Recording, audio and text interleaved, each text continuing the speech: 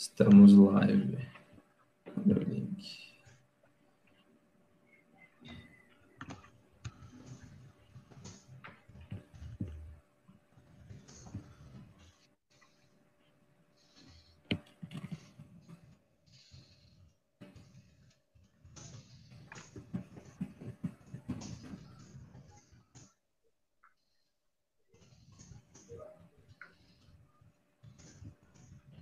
Tá. Ô, Vini, Oi, você é do Sub-11 ou do 12? do 12. Sub-11 é o Jordão. Você tá no 15, né? Aham. Pode crer.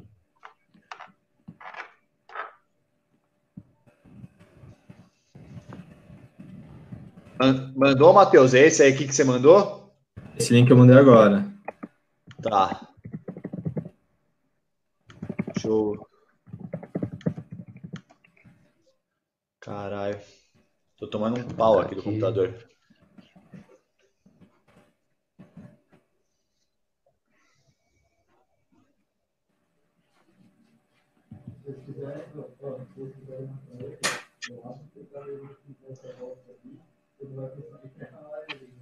Bom, já postei no meu Face, agora eu vou postar no Insta.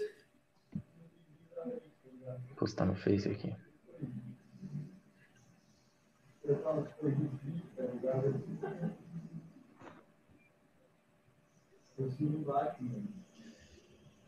Deixa eu mandar aqui nos grupos aqui. Tô mandando também.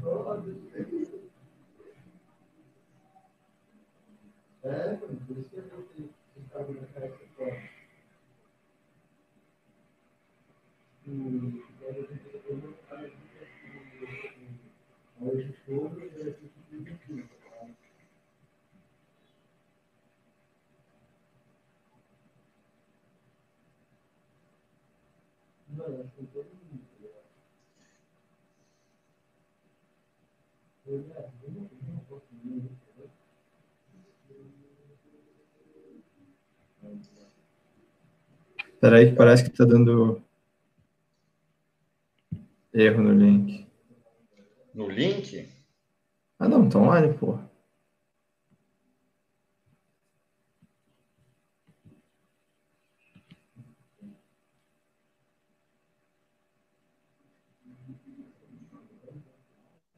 Bom, já postei no meu Insta também. Bom, vou postar aqui no coisa e vamos tocar o pau aí. Dá pra ver aqui também os viewers aqui que estão ao vivo. Ah, já Aqui tem deu gente certo. que entrou? Firmeza, então Tem. tá funcionando na live, então. Bora, vamos começar, então. Aí, ó, já começou um Bora Nuno aí. Bora, vamos começar, então. Tá funcionando, vamos começar. Tá. Acho legal a gente começar, então. A gente pode começar falando sobre... Vocês dois podem começar abordando como no clube de vocês tá sendo lidado a quarentena aí e como vocês estão fazendo o trabalho nessa quarentena. Só para quem não conhece ainda, para fazer rápido uma apresentação de quem está aí na live. O Nuno é preparador físico do Sub-15 do Red Bull Brasil, trabalhou na Portuguesa, trabalhou comigo nos Estados Unidos, e o Vini está de técnico do Sub-12 do Palmeiras. Eu trabalho nos Estados Unidos já faz 4 anos com futebol, sou diretor técnico de um clube lá e técnico do Sub-11 também. Então, a gente está fazendo essa live para abordar um pouco sobre o trabalho de base, sobre as diferenças culturais do trabalho de base em diferentes cenários, diferentes países, diferentes clubes, de diferentes escalões. E então vou aproveitar esse momento aqui para deixar aí aberto para o Nuno e para o Vini começarem já falando sobre como os clubes deles estão abordando aí a quarentena e a parte do treinamento, né? Quer começar? Começa Nuno? aí, Vini. Começa aí, Beleza, Vini. pode deixar. Então, lá no Palmeiras a gente parou as atividades, né, presencialmente, já há cerca de 3 semanas.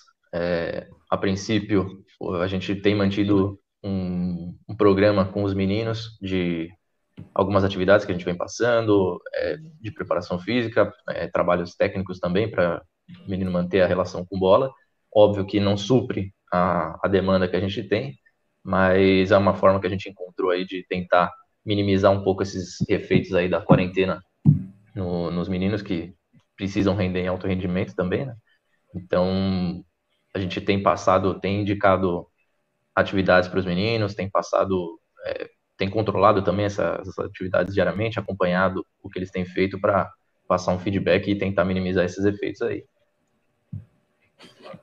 Lá no Red Bull a gente tem feito também nessa linha meio home office, né?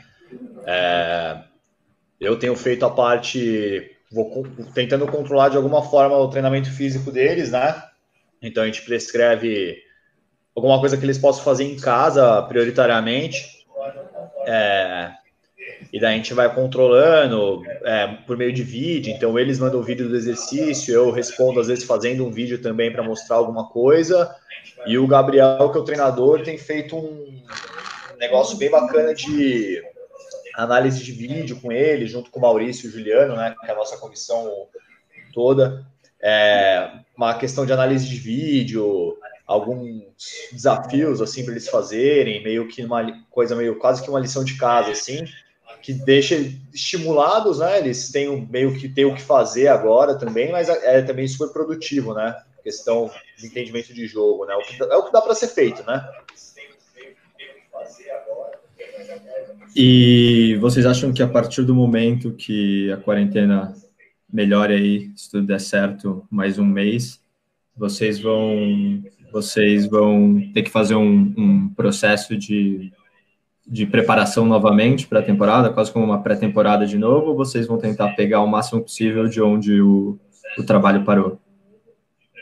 Então, eu acredito que para o Nuno essa realidade seja um pouco mais factual, né, de ter que realizar algum trabalho de pré-temporada, não sei se é isso, mas por ser uma categoria maior, uma categoria mais velha já num âmbito mais competitivo, né, que visa um pouco mais de competição, talvez eles precisem passar por esse período de novo, por conta do calendário que eles devem ter, né? Campeonato Paulista com certeza eles têm, eu não sei as outras competições.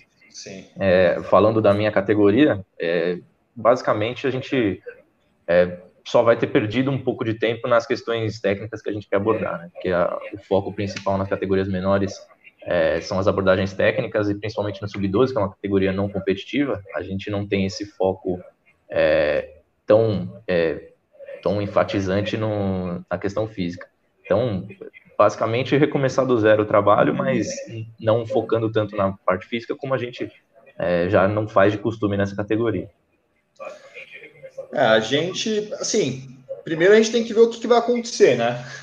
Se a gente pudesse escolher, talvez pode ser que a gente receba a mensagem aí da Federação Paulista que o campeonato vai voltar daqui uma semana, daqui um mês, então a gente vai ter que se adaptar ao que vai vir por aí, né? Mas sim, quando a gente voltar, a ideia é voltar de forma progressiva também, né? Nós temos... eles não estão totalmente parados, eles estão meio que ativos para tentar perder o mínimo possível de condicionamento, para quando a gente voltar, né, para as atividades aí, a gente não tenha voltado tantas casas atrás, né? Lá a gente tem um controle bem bacana individual de GPS com eles, então também, assim, nessa questão, quando assim que a gente voltar a trabalhar, a gente vai conseguir comparar alguns valores, então, do que estava sendo feito no último treino antes de sair com o que está sendo feito essa semana e saber o tanto que a gente perdeu, né, nesses dias. Isso vai ajudar a gente também a saber o quanto que a gente precisa estar preparado aí. Nuno, tem uma pergunta, eu vou jogar ela aqui na tela, perguntando sobre o trabalho de preparo físico, quando nem sempre se tem uma boa estrutura. Eu acho que no Red Bull não tem muito o que você falar, porque todo mundo sabe que a estrutura de trabalho no Red Bull é fantástica, mas até pouco tempo atrás você trabalhou em outros clubes, e nesses outros clubes eu sei que a estrutura não era no mesmo nível da do Red Bull, então acho que você pode abordar um pouco falando sobre esses outros clubes onde você trabalhou antes. Então, cara, me fizeram essa pergunta semana passada numa outra live que eu fiz, né? E, assim, Lógico, quanto mais estrutura você tiver, mais variabilidade de treino você vai poder ter, você fica com uma acurácia melhor em relação à tomada de decisões, talvez, por ter controles melhores e tal, mas dá para fazer coisa muito boa com pouca estrutura. Então, assim, para eu fazer um trabalho pliométrico bem feito, um trabalho que eu vou conseguir para desenvolver a potência, a velocidade do jogador, eu não preciso de nada, praticamente. Então, se eu tiver só o conceito na minha cabeça bem desenvolvido, eu consigo fazer um trabalho pliométrico muito bom. Para eu fazer um trabalho de mudança de direção, um trabalho de velocidade, se eu tiver 4 cones, eu consigo fazer um trabalho muito bom. Então, eu não necessariamente preciso de muitos equipamentos, lógico. Lá no clube nem se fala a estrutura que a gente tem, então a gente tem uma estrutura muito boa, eu consigo fazer mais coisas. Mas dá para fazer coisas interessantes se você tiver os conceitos muito bem fundamentados na sua cabeça. Essa pergunta do Felipe é importante, cara, porque muitas vezes a gente acompanha, por exemplo, o perfil do Instagram de um jogador, do profissional, e aí você vai acompanhar o treino dele, o cara tá usando equipamentos ali que custam 2.000, 3.000 reais, e aí o menino vê aquilo e fala, pô, mas eu não tenho isso, como é que eu vou fazer? E é isso que o Nuno falou, se você tem um conceito do que você quer passar para o menino, daquilo que você quer trabalhar naquele dia, com a criatividade você dá um jeito e consegue fazer trabalhos tão bons quanto, até, às vezes até melhores do que com equipamentos muito mais caros. Então, é questão de se adaptar à realidade que a gente tem e tentar simplificar ao máximo para os meninos que estão em casa, porque a gente sabe que eles não têm muitos aparelhos sofisticados, né? É a grande questão do conhecimento da teoria, né? Se você tem a teoria, você consegue adaptar para a sua realidade. Exatamente. Acho que a gente já abordou um pouco essa parte da preparação física, da quarentena. Acho que a gente pode passar para o próximo tópico, que era sobre construção de modelo de jogo. Essa vai ser interessante, porque eu sei que o Red Bull tem um esquema de construção de modelo de jogo que é bem legal, que é bem definido, especialmente ligado na parte da preparação física. Mas antes do Nuno abordar isso, Vini, você pode falar um pouco sobre como é a construção de modelo de jogo que vocês têm do Palmeiras de uma categoria para outra? É uma coisa linear, é uma coisa que depende de cada treinador? Como que vocês constroem como a gente isso? Trabalha lá, né? Então, no Palmeiras a gente tem, e aí talvez seja algo até controverso com a maioria das pessoas aí, talvez a gente até compre uma briga com muita gente. No Palmeiras a gente adota uma linha de liberdade para o treinador trabalhar o modelo de jogo dele. Isso é pensando no desenvolvimento do jogador, tá? Por quê? A gente acredita lá que o jogador ele precisa vivenciar diversos tipos de estímulos, diversos modelos, para ele ter uma formação completa, uma formação total. A gente sabe que a gente vai formar jogador para o Palmeiras, sim, mas a imensa maioria dos jogadores que a gente formar não vai ser para o Palmeiras, vai ser para vender para outros clubes, vai ser para a Europa, e eles precisam ter essa capacidade de se adaptar a diversos modelos. Não dizendo que é certo nem errado, é apenas a forma que a gente acredita na formação ideal para a gente, né, por a gente saber dessa realidade que a gente tem. Então, cada treinador tem essa liberdade de modelo de jogo, porém, de comportamentos de jogo, aí a gente tem uma linha a ser seguida, e aí são coisas diferentes, né? Todos os nossos jogadores, eles precisam ter velocidade de reação rápida, precisam ter reação pós-perda rápida, intensidade de jogo, isso não muda. O que muda é o modelo de jogo e essa variabilidade de esquema para treinadores aí. Não sei como funciona no Red Bull, e aí o Nuno pode falar melhor sobre isso. Ô, Nuno, antes de você falar, já vou jogar aqui outra pergunta que você pode responder já falando sobre isso que você vai falar agora sobre o modelo de jogo.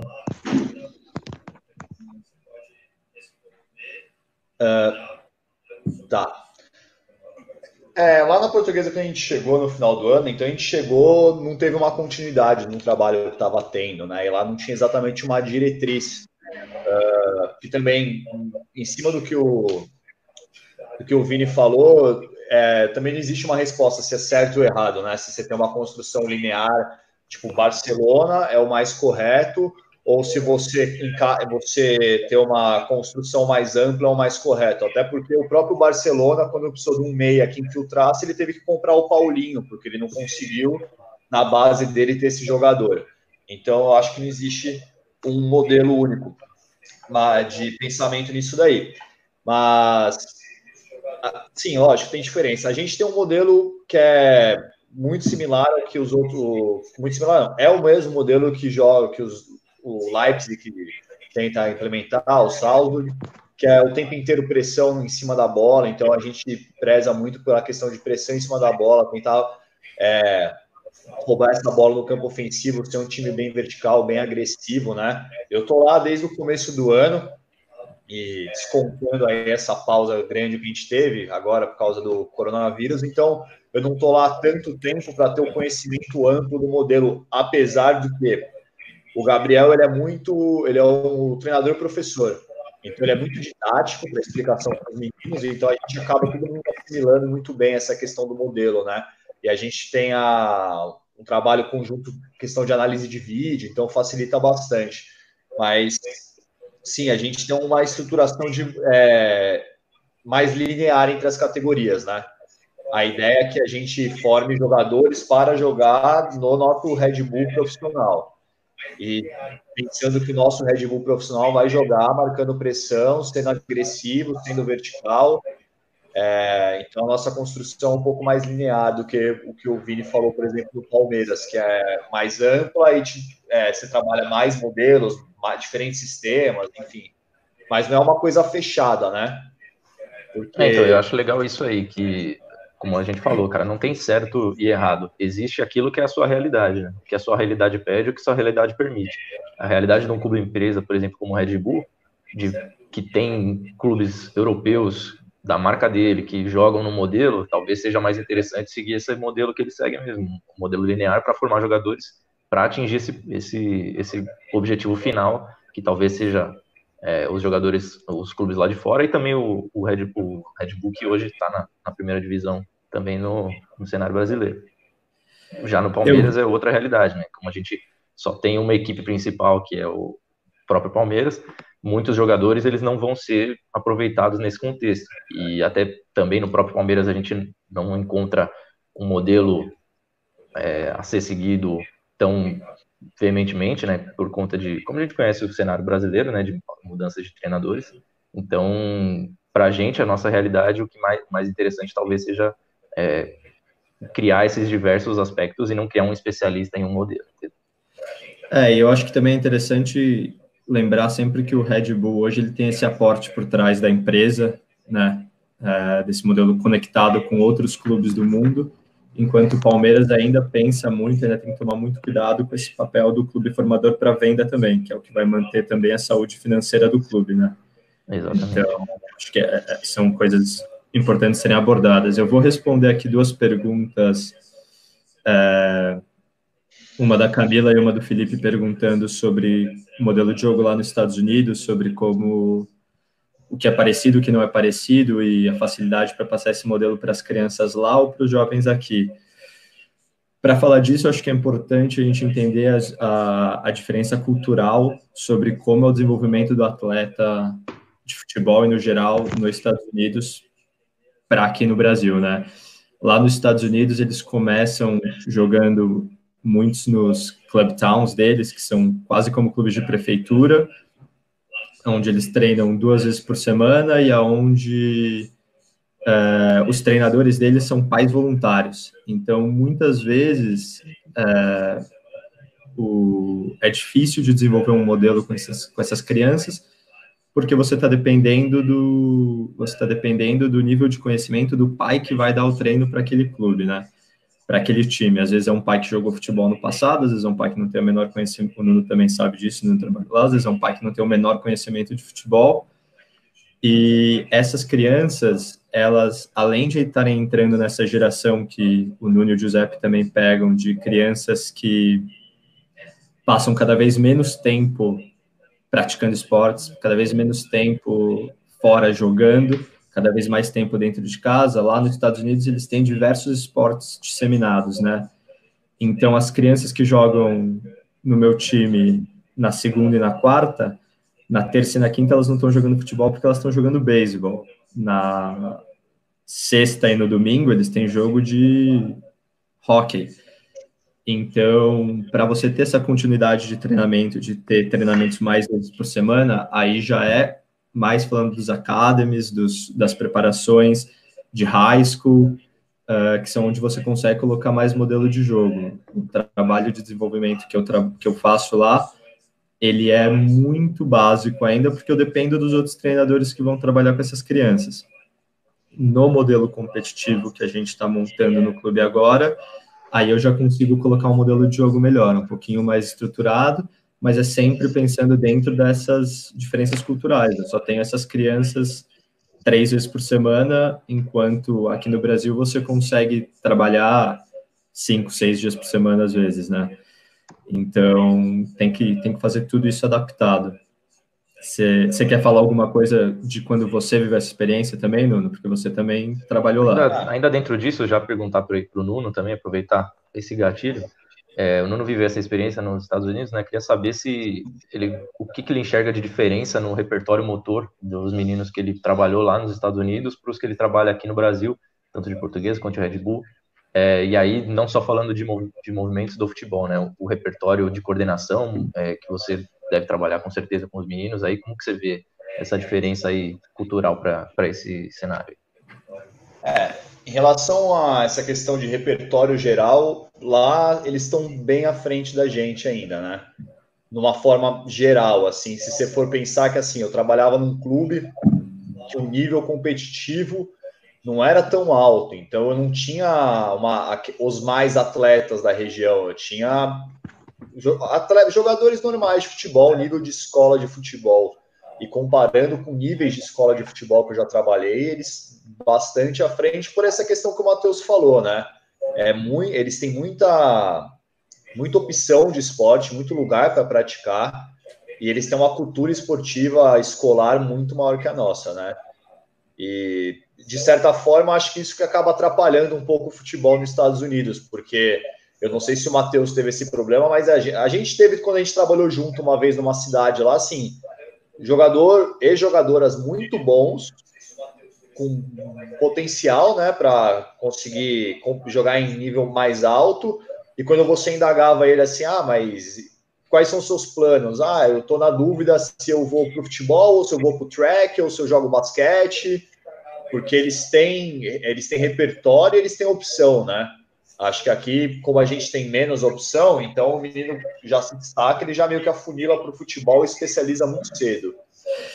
E até a questão do sonho aqui no Brasil, as crianças querem jogar futebol, porque o esporte que está na mídia, o esporte que está passando na televisão é o futebol. Lá nos Estados Unidos é isso, eles têm 15 esportes que passam na televisão e que se você for um atleta profissional desses 15 esportes, você vai conseguir viver bem, tendo uma qualidade de vida alta. Falando até do lado financeiro, se a gente está falando do nível mais alto de jovens lá nos Estados Unidos, esses jovens que têm a ambição de se tornar atletas profissionais de futebol, têm a ambição de se tornar atletas profissionais dentro dos Estados Unidos, o próprio lado financeiro de outros esportes é mais interessante do que do futebol, pelo mercado americano, né? Por como o mercado americano tá estruturado com esses outros esportes. Bom, passar aqui para uma outra pergunta do Naim, para vocês responderem aí, Nuno e Giuseppe.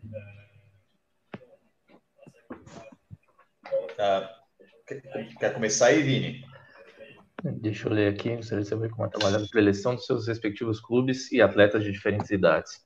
Então, Naim, é uma questão legal isso aí, né? Porque a gente percebe que a preleção ele é um fator que pode ajudar bastante a estimular o menino no trabalho e principalmente pode ajudar ele a antever situações do jogo que provavelmente vão acontecer, né? A gente não pode nunca predizer exatamente o que vai acontecer, mas ele tendo essa visão antes do que pode acontecer na partida, ele já pode talvez antever uma jogada ou antever uma ação dele e já facilitar o processo do jogo, que a gente sabe que é um jogo caótico, que demanda muitas tomadas de decisão, então o que a gente puder fornecer de informação para o menino antes é importante.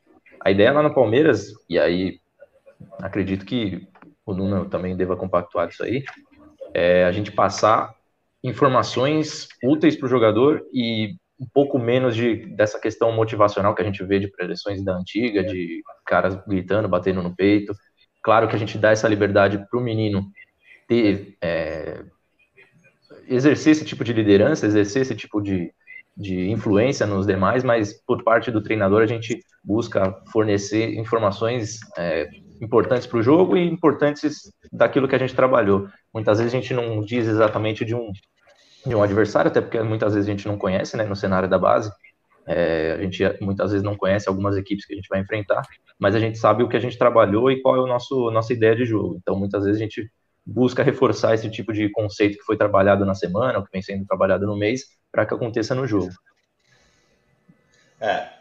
Lá no Red Bull a gente tem uma estrutura muito boa que ajuda a gente também nessa questão. Então, assim, a gente trabalha, a comissão tem além do Gabriel, que é o treinador, e o Juliano, que é o auxiliar, eu como preparador físico, Noblão, preparador de goleiro, a gente tem o Maurício, que é o nosso analista, e ele é fantástico, assim, fenômeno. E daí ele faz ele ajuda o Gabriel, eles constroem junto ali uma pré-eleição, às vezes um PowerPoint, alguma coisa assim, bem mastigado, então de muito fácil assimilação dos atletas, o que a gente tem que fazer, uma jogada de bola parada, alguma coisa assim, então fica uma coisa muito visual para o atleta. Eu acho que isso ajuda bastante, porque na Luz a gente não tinha isso, então era aquela pré-eleição mais falada, e tem atleta que consegue ilustrar e mentalizar melhor do que outros. Então, quando você fala e tem um vídeo, você já pega os dois tipos de atleta, né? E na Luz, ano passado, eu era mais ativo nessa preleção, porque além de preparador físico, eu era o auxiliar da categoria também, né? Era uma função única. Então, eu acabava falando mais. Hoje, no Red Bull, isso fica tudo com o Gabriel e com o Maurício, né? A minha parte fica mais um aquecimento só e fechar com eles no final. Durante a pré-eleição, algumas vezes eu nem estou junto com eles, eu estou montando o campo do aquecimento, já deixando tudo preparado para quando os meninos chegarem, a gente ser bem eficiente. Daí, em relação à preparação física, na parte do aquecimento, eu penso da seguinte forma, né? A gente aquece o corpo, mas a gente aquece principalmente a mente. Então, a gente tenta fazer de um jeito, daí isso é uma coisa que eu faço desde a época da portuguesa, é tentar fazer que aqueles 30 minutos, 40 antes do jogo, onde a gente vai aquecer, eles estejam o máximo focado, né? Então, que a gente seja o mais eficiente possível nessas trocas, não fique perdendo muito tempo com ociosidade de alguma forma que eles possam perder a atenção deles. Então, eu já começo a cobrar um pouco de foco, seriedade, para eles começarem a mentalizar o que eles vão fazer no jogo, tocar na bola, o gesto que ele vai fazer no jogo, mesmo no aquecimento, para já entrar, né, aquecido propriamente dito, né, mas principalmente a cabeça aquecida, né, não entrar desligado mentalmente, assim. O Nuno tocou num ponto legal da parte da pré-eleição, que é o uso de imagem, né, cara? Cada vez mais a gente tem tido acesso a esse tipo de recurso, a esse tipo de informação, e, ao meu ver, é essencial, porque o jogador, ele até pela atividade dele, ele é um ser muito visual. Muitas vezes você passa uma informação verbal para ele, aquilo não entra na cabeça dele, ou às vezes não faz sentido, sendo que às vezes é uma informação que ele já tem o conhecimento, só que para ele é algo tão visual, o motor, que ele não consegue expressar em palavras e às vezes não consegue entender com palavras também. Então o recurso visual, ele tem sido cada vez mais utilizado, tem sido cada vez mais importante, e eu acho que esse é o caminho. Muitas vezes a gente consegue abraçar mais jogadores fazendo esse tipo de preleção, usando esse recurso, do que simplesmente na palavra. E só complementando até na parte da linguagem, né? Às vezes um termo que a gente está usando, eu falo por mim, por exemplo, porque trabalhando nos Estados Unidos em uma outra língua, isso acontece muito. Então, às vezes um termo comunicativo que você está tentando passar, às vezes está tentando passar um termo, uma comunicação para o seu atleta, ele não está entendendo o termo que você está usando. Você tendo a imagem, ele te dá esse suporte por trás de você demonstrar para ele, fazer até o atleta entender aquele termo. Vamos passar aqui para uma outra pergunta do Aguinaldo, falando sobre a verticalização dos treinamentos nas categorias de base, que gera uma padronização filosofia de jogo escassa no mercado brasileiro. Eu vou começar respondendo, depois vocês pulam aí junto também. Eu acho que a padronização da filosofia de jogo através dos treinamentos na base é muito interessante. Se você está pensando num cenário que a gente ainda não tem no futebol brasileiro de estabilidade de trabalho em todos os clubes, em todos os níveis. Porque quando você pensa num atleta que você está preparando no seu sub-17, sub-20, para chegar no profissional e tem um modelo de jogo, uma semana antes de ele chegar no profissional, a diretoria do clube demite o técnico, traz um técnico, e a gente sabe como funciona no futebol brasileiro, vem um técnico que tem um modelo de jogo completamente diferente do último técnico, isso já fica mais solto no ar. Quando você trabalha num clube como o Red Bull, que tem esse aporte por trás e que faz esse trabalho linear desde o começo, visando o atleta jogar no profissional do clube, eu acho que é excelente. Mas tem que ser adaptado para a realidade do futebol brasileiro. Acho que é um pouco do que o Vini falou até do trabalho do Palmeiras, né, Vini? Sobre você ter que preparar o atleta para estar pronto para qualquer tipo de mercado, para qualquer tipo de situação que ele possa vir enfrentar ali na frente. Então, a gente sabe que o mercado brasileiro hoje, a realidade brasileira é isso, né? É constante alternância de comando, constante alternância de filosofia de jogo, e a gente sabe que isso é algo que muito dificilmente vai mudar, e aí é outra questão, né? A gente precisaria trabalhar para isso mudar, mas o fato é, isso não acontece. Então, a gente tem que se adaptar a essa realidade. O jogador, ele precisa ser versátil, ele precisa entender diversos modelos, saber a função que ele vai exercer em diversos modelos, dominar diversas posições também, porque muitas vezes ele joga como zagueiro hoje, e quando ele vai subir, ele vira um lateral, ele vira um volante, e aí se ele não tem o domínio desse tipo de conteúdo, ele não vai conseguir se vingar, não vai conseguir virar lá na frente. Então, a gente tem que entender essa realidade também e a gente procura proporcionar diversos cenários para o jogador. E aí, de novo, não tem certo, não tem errado, tem a adaptação à sua realidade. E aí, dentro do Brasil também, existem diversas realidades. Como no Red Bull aí, a realidade é diferente da do Palmeiras. Então, eles exercem outro tipo de filosofia que é mais adequada à realidade deles. Sim, lá o Red Bull ele é uma empresa mesmo, mas não no sentido é muito organizado, cara. Então a gente tem diretrizes de treinamento, diretrizes no treinamento, na preparação física, de contratação, perfil de contratação. Isso facilita muito o trabalho, né? Porque todo mundo meio que trabalha lá passou pelo processo seletivo e pensa uma forma muito próxima. Então isso facilita muito. A gente fica lá quase não, fica full time lá, então essa troca de conhecimento também, de interação entre as categorias ajuda muito nessa construção de modelo, de trabalho lá. E daí, em cima disso daí, eu acho que são 2 pontos, né? Primeiro que essa padronização, acho que ela nunca vai acontecer, nunca não, mas nesse momento não vai acontecer, porque assim, a gente tem um Red Bull, um Palmeiras, que o atleta vai entrar com 11, ele vai sair com 20, a gente tem uma estruturação... eu falo pelo Red Bull, uma estruturação muito boa, uma segurança de trabalho, diretriz, então a gente sabe o que a gente quer fazer, como que a gente vai fazer e tudo mais. Dentro dessa estruturação de modelo de jogo, tem a questão, o Gabriel como treinador, ele não é fechado, né? Então ele estimula a todo momento a tomada de decisão. A gente tem uma diretriz, que é, bem grosso modo, vamos marcar a pressão lá em cima, mas para executar essa tarefa aí, para roubar a bola e ser vertical, tirar do cheio e atacar rápido, tem várias soluções que podem ser tomadas. Então, acho que o processo de treinamento, você estimular a tomada de decisão, não faz com que o jogador não fique engessado.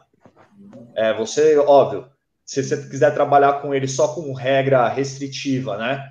Você só pode roubar a bola e passar para a esquerda. Acho que isso vai engessar, mas eu vejo que isso não é o que acontece aqui. Eu acho que não acontece no Palmeiras. Esse não é eu não entendo que seja correto, né? Mas dentro do Brasil em si, você vai ter clube igual o Red Bull, que você vai chegar no 11 e vai sair no 20, igual o Palmeiras, igual outros clubes grandes. E você tem outros clubes que o atleta chega no 11, sai no 15, daí depois chega outro no 17, que veio de outro clube. Então, a gente vai acabar tendo as duas situações, né, ao mesmo tempo, porque é uma questão financeira dos clubes.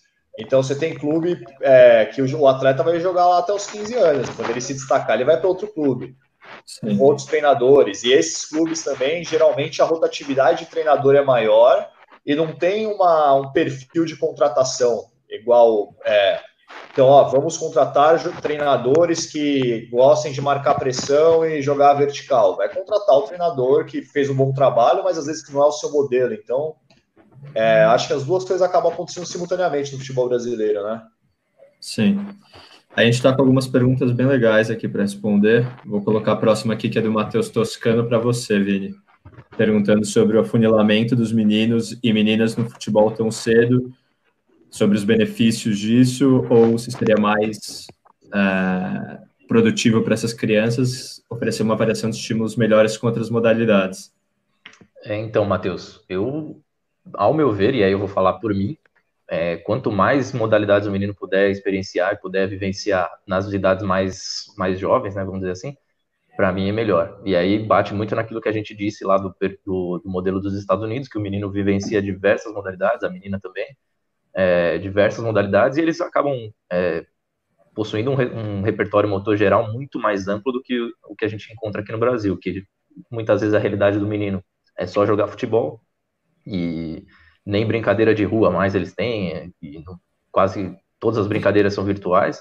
Então isso com certeza lá na frente vai gerar uma dificuldade. Talvez não seja um fator limitante, não posso dizer com certeza, mas com certeza é uma dificuldade. Então acredito que o ideal seria promover esse tipo de vivência, mas ao mesmo tempo a gente sabe que o clube muitas vezes não consegue fornecer essa ampla vivência para o menino, porque o menino passa lá com a gente 2 horas no dia, 2 horas e meia no máximo, e aí a gente tem que abordar aquilo que é o nosso foco, né? Mas se a gente pudesse estimular eles a fazer outro tipo de atividade, com certeza, da minha parte, seria estimulado, com certeza.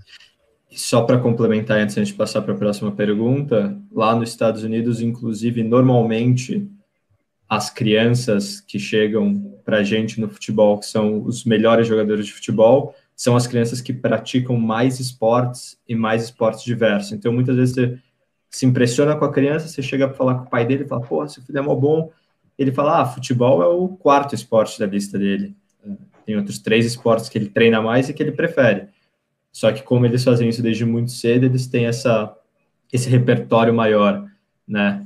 E aí ele acaba trazendo toda essa vivência para o futebol também. E aí ele tem mais facilidade de executar diversos movimentos, ou movimentos diferentes, que às vezes nem foi pensado pelos outros jogadores, para resolver um problema, resolver uma situação, por conta desse repertório que ele tem, né? Futebol. Até se a gente está falando de criança, até a parte de entender as regras do esporte, de entender os diferentes objetivos do jogo, muitas vezes essas crianças que têm essa outra vivência acabam saindo melhor. A próxima pergunta eu acho que é muito interessante, pelo que eu vivo nos Estados Unidos, vocês vão poder falar um pouco mais aí de como é no clube de vocês, sobre como é a participação mais ativa que alguns pais têm. Até entrando mesmo muitas vezes em conflito com treinadores e enfim, né, atrapalhando o desenvolvimento dos filhos muitas vezes. Lá nos Estados Unidos é bem complicado, porque como eu disse, no clube onde eu trabalho, que eu sou o diretor, os treinadores são pais voluntários, então eu estou lidando diretamente com os pais e cada treinador tem um filho que joga no time. Então é uma linha muito tênue aí para esse pai conseguir ser um treinador justo. Muitas vezes ele é muito mais rígido com o filho dele que com as outras crianças, e muitas vezes é o oposto. Lá no clube a gente conseguiu montar uma diretriz de treinamento para os treinadores seguirem, e é essa que a gente passa para os pais, né, que os pais fiquem mesmo na função de apoiar a criança, de dar um feedback positivo para a criança, de encorajar a criança. Muitas vezes o pai está na beira do campo e tudo que ele quer ver é o filho dele fazendo gol. Isso acontece muito também nos Estados Unidos, pelo pouco conhecimento de futebol que as pessoas têm. Então, ele quer ver o filho dele fazendo gol. Se o filho dele não está fazendo gol, não está bom. E é quase uma parte educativa de ensinar para esses pais, de mostrar para esses pais que o futebol tem diversas outras funções. Mas acontece muito. Já aconteceu de eu estar dando treino para sub-15, um sub-15 feminino, e a menina que estava jogando de lateral direita vir chorando para mim e pedir para jogar de lateral esquerda porque ela não aguentava mais ficar do lado da torcida, porque ela não aguentava mais escutar o pai dela gritando com ela. Então, eu acho que é muito importante para os pais entenderem isso, e a gente, né, como treinadores, como profissionais de futebol, tem que também estabelecer uma linha de que tem até um certo ponto onde o pai pode entrar nessa parte de querer dar o treino e querer dar instrução para a criança, né? Então, eu costumo falar que o pai do atleta, ele tem que se conter em ser pai do filho dele. Não é pai do atleta e não é treinador do atleta. Ele tem que ser pai do filho dele e exercer a função que cabe ao pai dele, ao pai de uma criança, que é incentivar, que é cobrar quando tem que ser cobrado sem exageros, né? E se ater ao papel e função de pai. No Palmeiras a gente tem bastante isso, e aí você citou que é quase um processo de educação. Para mim é um processo de educação, porque a gente sabe que os pais eles têm esse ímpeto de querer participar ativamente e tentar dar ordem para o filho dele, achando que aquilo é o mais correto, e muitas vezes eles estão nada mais do que prejudicando o filho dele, tanto psicologicamente quanto no desempenho dele ali. Então a gente trabalha ativamente com isso, com palestras, a parte da assistência social, os profissionais da psicologia também criam palestras, praticamente cursos, né, que os pais são obrigados a participar para entender qual que é a função dele como pai do filho dele, e não como pai de atleta e nem como treinador de atleta. Que esse e aí, Vini, desculpa te interromper, porque eu quero que você até complemente seu pensamento com isso. A gente tem que também pensar na realidade social e na pressão social que essas crianças, de onde essas crianças vêm, né? Eu falo, exatamente.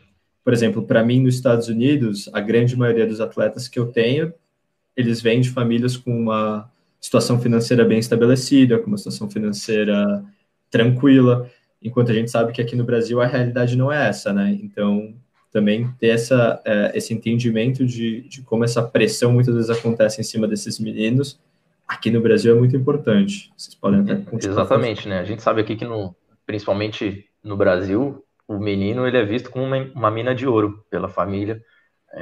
O futuro deles pode ser garantido ou não por esse menino, e aí a cobrança acaba sendo nesse sentido. Para uma criança de 11, 12 anos, ele não tem estrutura emocional para suportar um tipo de pressão como essa. A gente sabe que o futebol ele vai ter pressão, ele vai proporcionar um ambiente em que o menino vai ser pressionado, mas ele tem que ser pressionado por coisas do jogo e não fatores externos, nem por pessoas que deveriam apoiá-los. Então, é muito triste quando você vê um menino que está sendo pressionado pelo pai, e em casa ou no jogo, e de todas as formas, de formas diferentes, e a gente pode perceber que o menino cai de rendimento. E aí é um próprio tiro no pé, porque se a pessoa está contando com isso para mudar a realidade dela, tirar a família da pobreza ou algo do tipo, criando esse tipo de contexto muito difícil, o menino vai perseverar. Então, é preciso educar os pais para isso também, nesse sentido, e entender que, sim, o futebol pode ser um divisor de águas na vida da família, mas não pode ser a esperança ou a única esperança, e nem jogar isso na responsabilidade do filho, que é uma criança muito pequena ainda, não pode carregar esse tipo de fardo, né? Eu acho que, bom, se tem alguém que está assistindo a live que trabalha com futebol, principalmente escola de futebol, um conselho que eu dou, assim, de experiência própria mesmo, de 2 lugares que eu trabalhei, que foi a escola do Barcelona que eu estagiei e a escola do Boca que eu trabalhei, tem que investir um tempo com palestra com o pai, educação com o pai, vai ter que fazer isso periodicamente, assim. No Boca a gente começou a dar muito resultado, porque às vezes o pai não entende também o que está acontecendo, e aqui no Brasil todo pai acha que entende de futebol como técnico, então quer ficar palpitando, não entende, e daí não entende às vezes a fase pedagógica, então quer que o filho dele de 5 anos faça a mesma coisa que o menino do sub-15 está fazendo, e você não está dando aquilo, então ele acha que o seu treino está ruim, então você tem que gastar um pouco de tempo com isso. Lá no Boca, quando a gente começou a fazer, deu muito certo. No Barcelona já era um outro modelo, que é mais parecido com o Red Bull, assim, como é muito organizado, lá na escolinha do Barcelona, quando eu trabalhei lá, o pai nem no mesmo espaço que o filho ficava. Então levava para assistir aula, eles ficavam tipo num quiosque que tinha lá, que tinha uma lanchonete, e o treino rolava do outro lado do campo, e assim, não tinha contato nenhum, que era para não ter isso. E eu acho que se tudo for bem estabelecido desde o início, né, principalmente com a escola de futebol, eu acho que não tem problema. Lá no Boca a gente não tinha isso. Então nunca teve essa questão de tipo assim, você vai deixar seu filho aqui e vai esperar lá fora. Cada pai ficava onde queria. E depois para você colocar isso mais para frente é mais difícil. Lá no Red Bull a gente tem uma facilidade, eu entendo assim, porque os meninos moram lá, né? Os do Sub-15 para cima, acho que quase todos moram lá no clube. Então o contato que eles têm é dia de jogo e os pais são muito instruídos desde o começo, e como eles estão lá no Red Bull vários anos seguidos, né? Lá eles costumam ficar.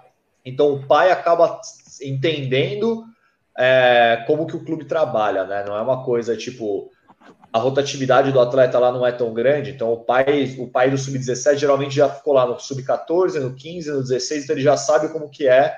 Então, e a gente também lá, pelo menos esse ano, teve uma reunião de pais, né, que a gente tira todas as dúvidas possíveis, tá? E o Gabriel também tem esse contato direto, faz essa educação dos pais, e eu acho que se você desde o começo do processo já começar a investir nisso, você te poupa muito trabalho mais para frente. Se você no começo, quando o atleta entra, você já não deixa muito claro quais são as diretrizes ali do clube, ali em relação a pai com atleta, mais para frente começa a virar bagunça e daí você vai querer cortar e vai ficar muito mais difícil, né? Bom, seguindo, temos mais algumas perguntas aqui bem interessantes. Eu vou abrir aqui, a próxima é do Ricardo, depois tem mais uma do Werner, uma do Luiz Fernando. Mas vou aqui falar sobre a do Ricardo primeiro, que é sobre um tema que a gente ainda não abordou, que é sobre o futebol feminino. Sobre como a evolução do próprio futebol nos clubes de vocês podem falar sobre o clube de vocês, eu vou falar dos Estados Unidos, sobre como se existe um trabalho de base primeiro sobre o futebol feminino, né? E sobre estrutura, recursos, o que está focado nisso. Primeiro falando sobre os Estados Unidos, bom, lá nos Estados Unidos o futebol feminino é fantástico, né? Eu falo que desde que eu cheguei lá, a qualidade de atletas que eu tenho lá para trabalhar é muito bom, assim, um nível muito alto, bem mais forte que do masculino, inclusive no clube onde eu trabalho. Também por já estar mais enraizado culturalmente para eles faz tempo, né? O futebol feminino dos Estados Unidos é vitorioso faz tempo, muitas vezes foi o esporte número 1 feminino do país, então o trabalho é muito forte. E pelo que eu acompanho com o futebol feminino no cenário mundial, tento acompanhar bastante, está crescendo, com certeza está crescendo. Tem alguns temas aí que são complexos e contraditórios, que acho que nem vale a pena a gente abordar aqui na live, porque senão vai acabar tomando todo o tempo, a gente só vai falar disso. Mas falando de futebol brasileiro, por exemplo, eu acho que a medida da CBF de ter forçado os clubes da Série A terem um plantel feminino foi interessante, para obrigar os clubes a começarem a olhar para isso mesmo. Eu sei que alguns clubes agora já têm trabalho de base, tem alguns clubes com sub-18, algumas pessoas que inclusive fizeram o PrEP para trabalhar nos Estados Unidos comigo, com o Nuno, que trabalharam nisso, né? A Camila Orlando, que trabalhou no Inter, que é uma treinadora fantástica. A preparadora física do Cruzeiro também, né, Nuno? Fez a Bárbara também. Então, com certeza está tendo um crescimento. A parte de recurso ainda é um pouco escassa, mas ela só vai vir com a gente conseguindo criar dar uma fortalecida no esporte, né?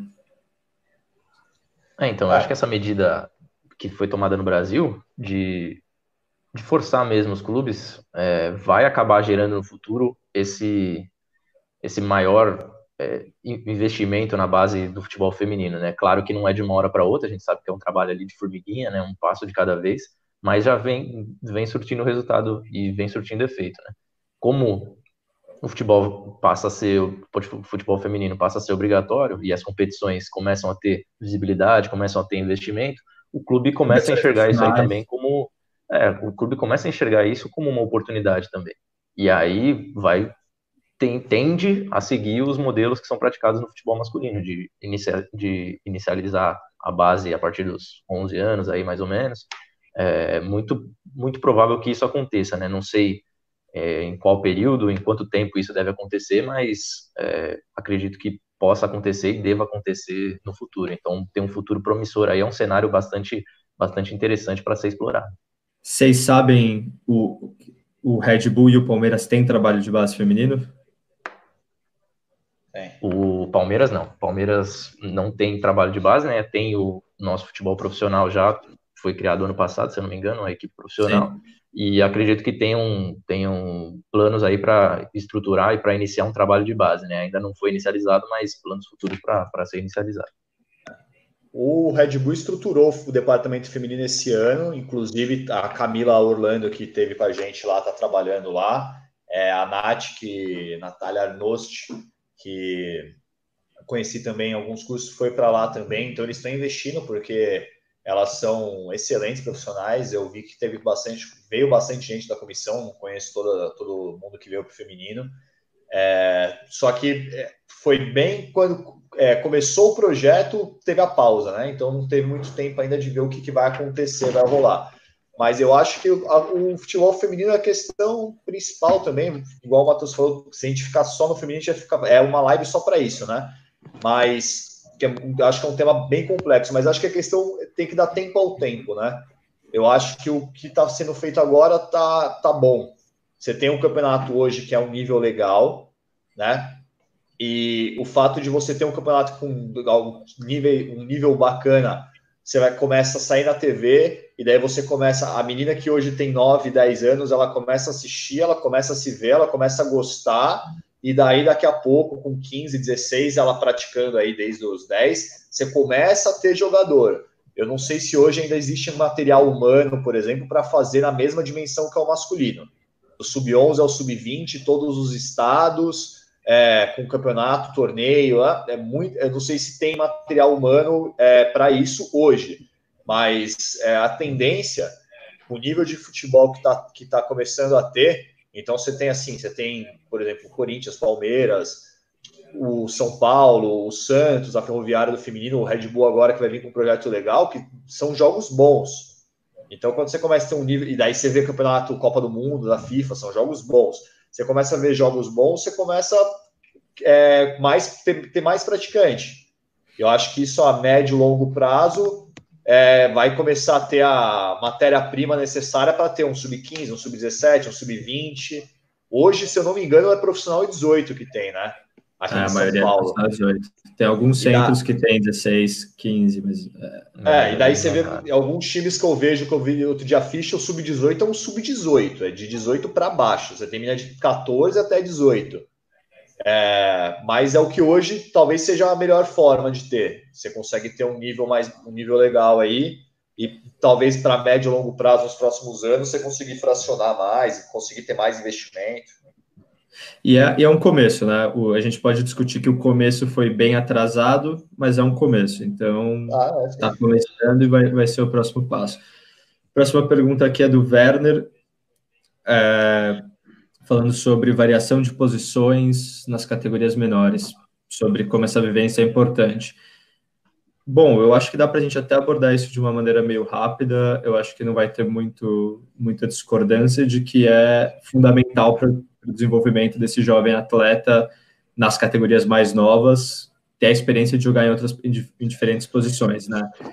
Lá nos Estados Unidos, até o sub-11, eles jogam 7 contra 7 no campo, até o sub-13 eles jogam no 9 contra 9, e acima disso que eles vão jogar o 11 contra 11. E aí, dentro desse modelo de campo reduzido, com menos crianças de cada lado, menos atletas de cada lado, a gente encoraja muito, sim, nos primeiros anos, quando a criança está vindo para o futebol, fazendo a iniciação dela no futebol, que a criança tenha a vivência para jogar em todas as posições. Né? Muitas vezes essa criança vem, ela tem aquela ideia de futebol, eu só quero jogar no ataque, só quero fazer gol, mas não dá para todo mundo ser atacante. Então, é importante essa vivência até para a criança entender outras funções e ver que ela pode se dar bem em outras funções. Eu acho que o que mais motiva a criança, na verdade, é ver que ela está rendendo bem. Se essa criança vê que ela está se dando super bem, que está jogando super bem numa outra posição, ela, de repente, vai começar a criar uma paixão até por jogar nessa outra posição. Vocês podem complementar aí a resposta, mas eu não acho que vai fugir muito disso, não. Cara, eu vou até mais além. Para mim, o jogador ele tem que vivenciar diversas posições até o sub-20 e no profissional também. E aí eu vou dar um exemplo muito, muito claro na minha mente, que para mim faz todo sentido. Gabriel Menino, jogador da base do Palmeiras, hoje no profissional, volante, chegou como volante, a maioria dos jogos fez como volante, mas já no sub-17, sub-20, atuou jogos como lateral, fez partida como zagueiro, apesar de não ter um perfil para isso, para zagueiro, mas vivenciou essa posição. E aí a oportunidade surgiu no profissional muito como lateral. E aí, se ele não tivesse vivenciado essa posição no alto nível, num rendimento alto, e não tivesse conhecimento disso, talvez a oportunidade fosse desperdiçada. Talvez ele não até nem pensassem para ele nessa oportunidade. Mas como já sabiam do histórico dele, sabiam que ele já tinha vivenciado isso, confiaram a ele essa oportunidade e ele agarrou muito bem. Então, para mim, o jogador, até o final da formação dele, muitas vezes depois do período de formação, vivenciar outras posições nunca é prejudicial, não. Eu acho, dividir em duas partes aí, mas vou ser bem breve. Eu acho que nas primeiras categorias, eu acho que tem que rodar o campo inteiro mesmo, no sub-11, no sub-13, jogar em todas as posições. Conforme você vai entrando num processo de especialização, eu acho que você restringir ali por faixa talvez seja um pouco mais interessante ou próximo ali. Então, hoje lá no sub-15 os meninos jogam. O zagueiro joga na direita, na esquerda, joga de volante. O meia joga mais avançado, mais atrás. O lateral às vezes joga na ponta e o ponta joga na lateral. Até porque o jogo é muito dinâmico, né? Você acaba... o Gabriel fala um negócio legal pra gente, que é quem é você no jogo agora. Pra gente não, né? Pra eles. Porque às vezes o jogo tá rolando, você tava no ataque, você tá na zaga. E agora você não é mais o atacante, você é o lateral. E você tem que saber fazer aquela função, pelo menos naqueles próximos 2 minutos, que até a bola sair e o time se reorganizar. Então, é importante ter esse giro todo. E daí, mais uma vez, eu bato na tecla, assim, da questão de tem que estar muito bem organizado e alinhado. Porque se você chegar num clube que não tem isso, que acha que isso não é importante, né, um lugar que acha que não é importante, você chegar lá no sub-13, botar o zagueiro para jogar de lateral para jogar de zagueiro e você perder, acabou o ano para você. Só que isso tem que estar bem alinhado, tem que estar bem afinado, né, entre a comissão, entre a diretoria, né, ou quem está comandando, e daí, se for uma escola de futebol, um nível menor, entre os atletas também. Você tem não só... Eu trabalhei em escola de futebol, você coloca lá o menino que é atacante para jogar na zaga, ele não quer treinar. Então você tem que gastar um tempo explicando a importância de educar ele para criar um engajamento também, para que quando ocorra isso, né, eles tentem ser o melhor ali no que eles estão se propondo a fazer naquele treino, por exemplo, naquele jogo, né? E acho que até como um incentivo para essas crianças, né, para esses jovens que sonham ter esse atleta, é mostrar para eles casos de atletas que se firmaram em clubes grandes do profissional, como o Vini está falando do menino agora, mas a gente tem diversos casos, que muitas vezes nem são os atletas com uma capacidade técnica mais alta, mas que conseguem se manter jogando em grandes equipes do futebol brasileiro pela sua capacidade de mobilidade de se adaptar a diferentes funções, né? A gente tem aí, por exemplo, agora o Ramiro, que está no Corinthians, que no Grêmio, no Corinthians mesmo, ele fazia dentro da mesma partida 4 ou 5, 6 funções diferentes dentro da partida. Então, até para o próprio atleta entender que se ele abraçar essa ideia da mobilidade dentro do campo, é só um benefício para ele e que vai ajudar ele a ter mais chance de chegar onde ele quer chegar. Eu acho que a chance dele sobreviver na base é muito maior, seria mais versátil. Porque, eu sou atacante que só joga pela beirada. Daí troca o treinador, é um treinador que não joga com atacante de beirada, joga com 2 atacantes enfiados. Daí você faz o quê? Você não joga mais? Então você tem, eu acho que a questão de você ser versátil também vai um pouco em cima disso. Se você está num time que o treinador troca, o modelo de jogo troca, o sistema troca, você tem que conseguir ser eficiente, ser bom no que você estivesse propondo a fazer ali, né? E hoje você pega, por exemplo, você pega o Flamengo, por exemplo, um exemplo claro aí, o Rodrigo Caio joga com a bola no pé, um zagueiro que arma. Então ele tem que ser estimulado na formação dele a também jogar com a bola no pé e não ser só aquele zagueiro rebatedor. E se você quer que o seu time marque pressão no profissional, e daí eu vou falar um pouco lá do Red Bull, você quer que o time marque pressão no profissional, o seu atacante tem que ter uma tática individual de defensiva boa. Ele tem que ser bom no combate 1 contra 1. Senão, toda hora que ele for dar o bote lá, ele vai tomar o drible, a bola vai entrar nas costas, daí não tem pressão. Então, você também tem que fechar uma linha de passe, né? Hã? No mínimo, saber fechar uma linha de passe, né? Exato. Então, ele tem que ter esse estímulo na formação dele, porque senão a gente fica... uma coisa meio louca, porque daí você quer que o cara faça no profissional, mas você não estimula ele na base. E daí você fica esperando que as coisas aconteçam, né? Então, você tem que ter um processo. A gente só pode cobrar do jogador aquilo que a gente dá para ele, né? A gente não pode achar que o jogador vai, por magia ou milagre, saber exercer alguma função que ele não foi estimulado a fazer. E aí, não só posição, função também. Muitas vezes, dentro da mesma posição, ele pode exercer diferentes funções. E aí ele precisa ser estimulado. Não adianta a gente achar que um atacante de beirada que está jogando de lado do campo ali, com o pé aberto, e geralmente leva a bola para o fundo, se a gente não ensinar ele a trazer essa bola para dentro em algum cenário que for necessário ele fazer isso, não adianta cobrar num jogo que o melhor cenário seja esse, porque ele não vivenciou, ele não sabe fazer.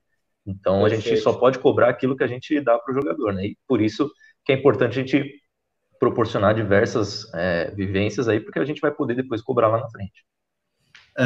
Bom, a gente está chegando aqui na 1 hora de live, tem vários temas ainda que a gente tinha falado sobre, que a gente queria abordar, que não vai dar tempo da gente abordar, por exemplo... Isso que o Nuno falou sobre a competição na base, o quanto essa competição é valorizada e o quanto isso afeta o trabalho de treinadores e comissões técnicas na base, porque tem que ganhar a qualquer custo, se não ganhar, corre risco de perder emprego. Isso aí, fazer uma live só disso, né? A gente tinha falado sobre falar um pouco sobre captação de atleta, também não deu para falar.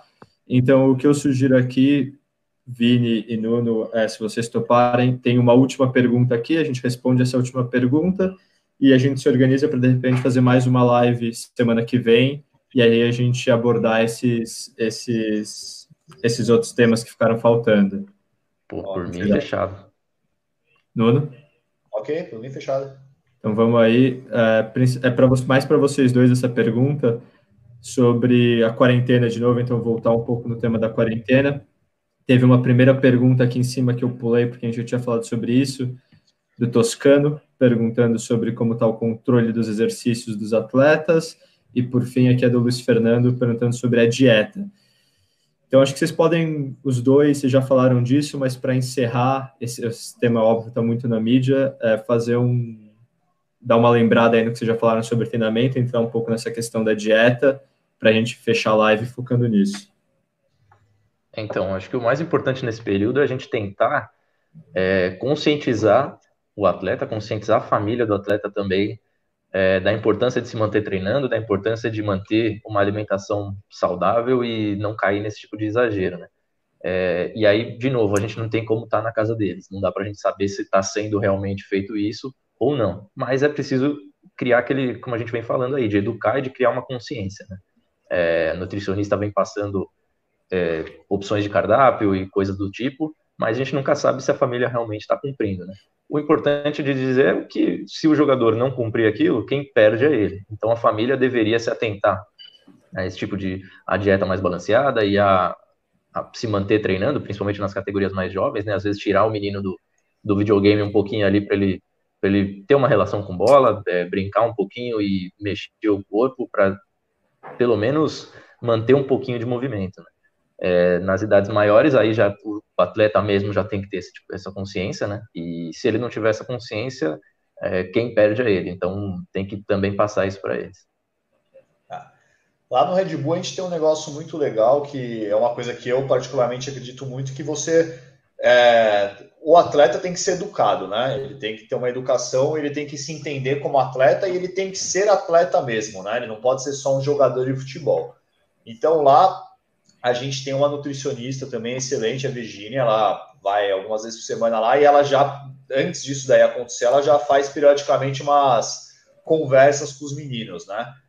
Porque para eles aprenderem a comer, não adianta você falar assim, você tem que comer mais carboidrato, e às vezes o menino nem sabe o que é carboidrato, entendeu? A maioria das vezes não essa sabe. Educação básica alimentar que eles têm que ter, que a gente deveria ter isso nas escolas, não tem, então eles têm lá por meio da nutricionista essa educação básica, ela tem feito esse acompanhamento com eles, né, passado uns cardápios, ela também faz com os pais, Porque pai é complicado também. Eu imagino lá no clube, fica a semana inteira sem ver o filho volta de domingo para casa, o pai quer fazer um bolo, um quindim gigante, doce, quer mimar a criança.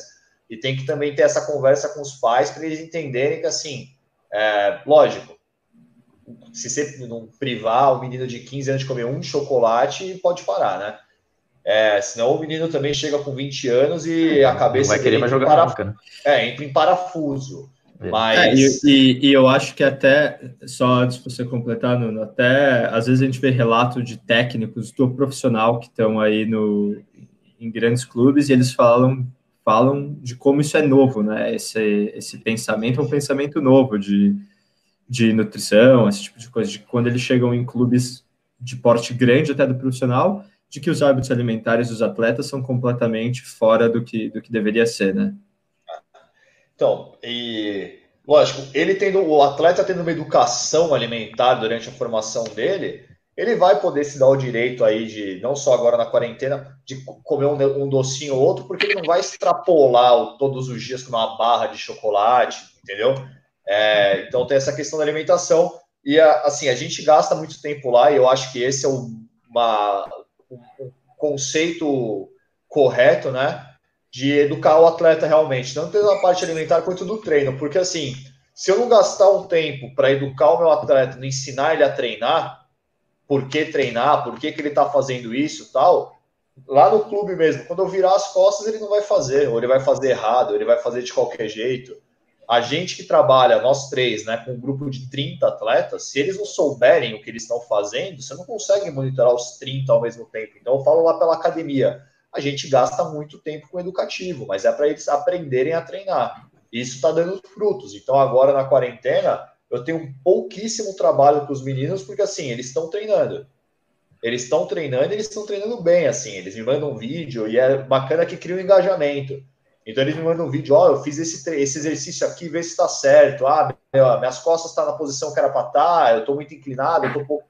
Então cria esse engajamento do treino, né? Essa questão de você educar eles. Aí eu acho que isso vai tanto da parte alimentar quanto da parte de treino, e daí também a questão, nem abordamos isso hoje, mas essa questão de descansar também, do recovery também. A gente gasta bastante tempo com isso. A importância do sono, a importância também do repouso, de você descansar mesmo o seu corpo, né? Porque não é uma máquina, né, que vai funcionar em alta rotatividade todos os treinos e você não tem que fazer mais nada, só vai lá, treina e pronto, né? Hoje em dia a gente já sabe que a alimentação influencia no resultado, o sono influencia no resultado, a academia que o cara faz influencia no resultado. Então é uma coisa só, né? Se eles não conseguirem entender que o esporte é complexo, né? Eles têm que todas essas variáveis, se eles querem ser um atleta de ponta, né? Eles têm que conseguir bem em todas, né? Então tem que se alimentar bem, tem que descansar, tem que treinar bem, tem que fazer o treino de força bem, tem que entender do jogo. Acho que isso é questão vai um pouco nisso daí da educação deles, desse papo aí de conscientização. Sim, com certeza. Bom, então acho que a gente pode encerrar por aqui a live hoje. Eu sei que ainda tem algumas pessoas aqui vendo com a gente, mas está todo mundo querendo sofrer na live da Marília Mendonça. Eu sei que o Vini é o fã número 1 dela. Meu Deus, tô quase correndo aqui.